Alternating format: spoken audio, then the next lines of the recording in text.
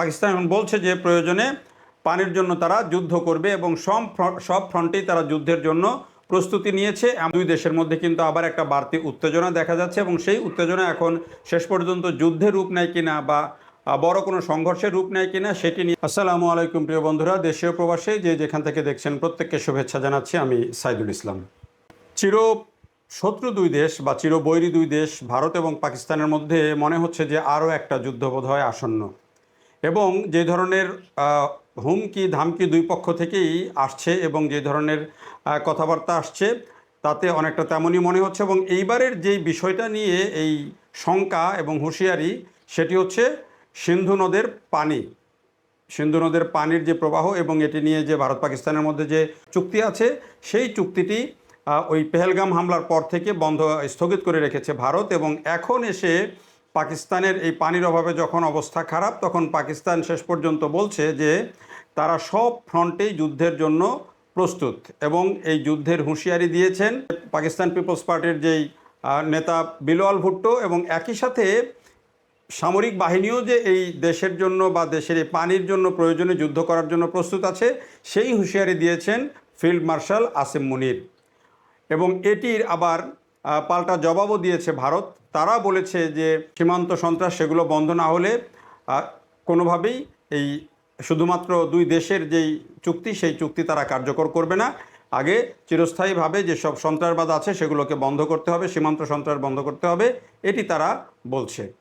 তো এই দুই বিষয় নিয়ে কিন্তু বলা যায় যে এক ধরনের উত্তেজনা বেশ ভালোই চলছে দুই দেশের মধ্যে। এবং সাম্প্রতিক সময়ে বিলওয়াল ভুট্টো, আসিম মুনির সহ পাকিস্তানের সেনাবাহিনীর ভেতরের যে বৈঠক সেখানেও কিন্তু এই বিষয়টি আলোচনায় এসছে।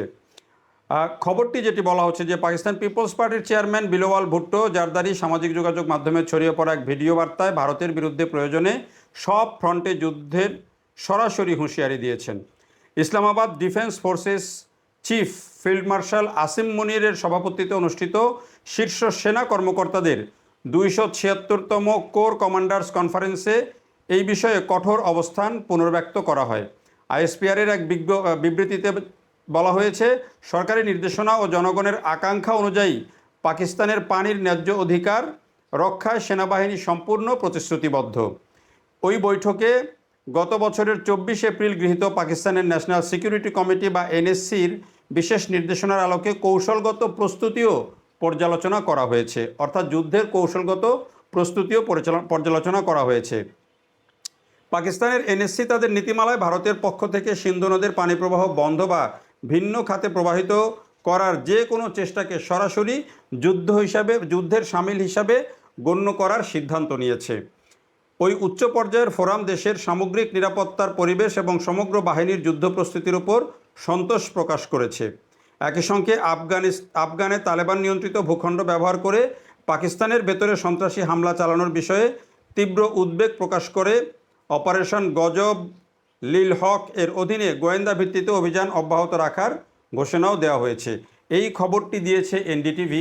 অন্যদিকে ভারতের পক্ষ থেকে এর প্রতিক্রিয়া জানানো হয়েছে। এনএসসির বৈঠকে জম্মু কাশ্মীরের জনগণের প্রতি পাকিস্তানের কূটনৈতিক, রাজনৈতিক ও নৈতিক সমর্থন অব্যাহত রাখার বিষয়টি পুনর্ব্যক্ত করা হয়েছে। ফিল্ড মার্শাল আসিম মুনির বর্তমানের প্রথাগত হাইব্রিড হুমকি মোকাবেলায় বাহিনীর কমান্ডারদের সর্বোচ্চ সতর্ক থাকার নির্দেশ দিয়েছেন। অন্যদিকে পাকিস্তানের এই হুঁশিয়ারির জবাবে নতুন দিল্লির পক্ষ থেকে স্পষ্ট জানানো হয়েছে যে সীমান্ত পারের সন্ত্রাসবাদে ইসলামাবাদের ক্রমাগত মদদ যোগানোর কারণেই সিন্ধু জলবন্টন চুক্তিটি স্থগিত রাখা হয়েছে। ভারতের পররাষ্ট্র মন্ত্রণালয়ের মুখপাত্র রণধীর জয়সওয়াল এক বিবৃতিতে বলেছেন যে পাকিস্তানকে অবশ্যই নির্ভরযোগ্য ও স্থায়ীভাবে আন্তঃসীমান্ত সন্ত্রাসবাদের পথ পরিহার করতে হবে। পেহেলগাম হামলার পর থেকে ভারতের অবস্থান অত্যন্ত সুনির্দিষ্ট যে বর্তমানে বৈরী বাস্তবতাকে উপেক্ষা করে কোনো আন্তর্জাতিক দ্বিপক্ষীয় চুক্তি এককভাবে চলতে পারে না। বিশ্বব্যাংকের মধ্যস্থতায় 1960 সালে ভারত এবং পাকিস্তানের মধ্যে সিন্ধু নদী সহ 6টি নদীর যে পানি প্রবাহ সেটি নিয়ে দ্বিপাক্ষিক চুক্তি হয় এবং সেই চুক্তি অনুযায়ী কিন্তু এতদিন পর্যন্ত এই পানি শেয়ার করে আসছিল দুই দেশ। কিন্তু এখন এসে এই যে পেহেলগাম হামলার পর থেকে দুই দেশের মধ্যে যে অপারেশন সিন্দুর এবং অন্য পাকিস্তানের পক্ষ থেকেও যে অপারেশন, দুই পক্ষের মিলিয়ে যে একটা ছোট্ট যুদ্ধ হয়েছিল তারপর থেকে কিন্তু এটি স্থগিত হয়ে যায়। স্থগিত হয়ে যাওয়ার ফলে পাকিস্তানের কৃষি মারাত্মকভাবে ক্ষতিগ্রস্ত হচ্ছে, কারণ সিন্ধু নদের পানি প্রবাহের উপরে এবং আরও যে কয়েকটা নদী আছে এগুলোর পানি প্রবাহের উপর তাদের 80 থেকে 90% কৃষি নির্ভর করে এবং অনেকটা প্রভাব পড়ে যদি এই পানি প্রবাহ ঠিক না থাকে। যদিও এই নদীর পানি প্রবাহ থাকলেও তাদের সর্বোচ্চ 1 মাসের পানি রিজার্ভ করার ক্ষমতা আছে পাকিস্তানের, যেই এখনকার পদ্ধতি। কিন্তু এখানে যখন পানি প্রবাহ বন্ধ হয়ে গেছে তখন কিন্তু সিন্ধু অববাহিকায় পানি একেবারে কমে গেছে এবং অনেক অনেক মরুময়তা সৃষ্টি হয়েছে, তাদের কৃষিতে মারাত্মক রকমের প্রভাব পড়ছে। এই বিষয়টা নিয়ে তারা জাতিসংঘ সহ বিভিন্ন জায়গায় গিয়েছে, বিভিন্ন জায়গায় নদী কমিশনের বৈঠক করেছে তারা, কিন্তু কোনোভাবেই এটি ভারত এখন পর্যন্ত সেইভাবে সাড়া দেয়নি এবং এটির প্রবাহ এখনও চালু করেনি। এখন এসে এই যে ভারত প্রবাহ চালু করছে না, এখন এসে শেষ পর্যন্ত পাকিস্তান বলছে যে প্রয়োজনে পানির জন্য তারা যুদ্ধ করবে এবং সব ফ্রন্টেই তারা যুদ্ধের জন্য প্রস্তুতি নিয়েছে, এমন হুঁশিয়ারিও তারা দিয়েছে। এর বাইরেও কিন্তু দুই দেশের মধ্যে একটা টেনশন আছে, সেটা হলো যে আফগানিস্তানের সাথে পাকিস্তানের এখন যে যুদ্ধটা থেমে থেমে যে যুদ্ধটা চলছে, সেই যুদ্ধে পাকিস্তান মনে করে যে আফগানিস্তান ভারতের কাছ থেকে সহযোগিতা পাচ্ছে এবং সেই সহযোগিতাতেই তারা এই যুদ্ধ করছে এবং মাঝে মাঝে হামলা করছে, এবং পাকিস্তানের যে কিছু হামলা হয়েছে সেটির জন্য বলা হচ্ছে যে পরোক্ষভাবে ভারতকে দায়ী করা হচ্ছে।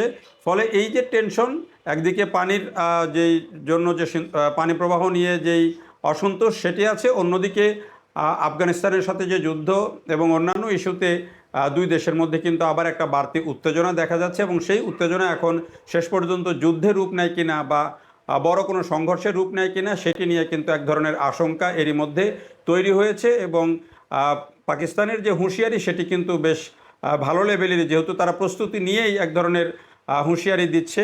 ফলে এটি ভারতের পক্ষ থেকে আবার এখন সামরিক দিক থেকে আবার কী ধরনের প্রতিক্রিয়া দেখানো হয় সেটি কিন্তু দেখার বিষয়। দেখার জন্য সবাইকে অনেক ধন্যবাদ।